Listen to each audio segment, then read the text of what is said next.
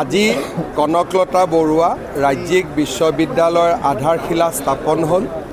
প্ৰযুক্তিৰ ওপৰত এই বিশ্ববিদ্যালয়খন স্থাপন হ'ব। 8 বিঘা মাটি আৰু দুটা পৰ্যায়ত 500 কোটি টকাতকৈ 1000 কোটি টকা। 10,000 ছাত্ৰ ছাত্ৰীয়ে ইয়াক পঢ়িব পাৰিব। 3 বছৰৰ ভিতৰত আমি প্ৰথম পৰ্যায় সমাপ্ত কৰিম। পৰৱৰ্তী সময়ত গহপুৰত ৰেল আৰু মটৰ গাড়ীৰে সংযোগী ব্ৰহ্মপুত্ৰৰ টানেল নিৰ্মাণৰো প্ৰস্তাৱ ভাৰত চৰকাৰৰ ওচৰত সক্ৰিয়ভাৱে বিবেচিত হৈ আছে। মই বিশ্বাস কৰোঁ যে খুব সোনকালে তাৰো এটা সুন্দৰ ফলাফল আমি পাম।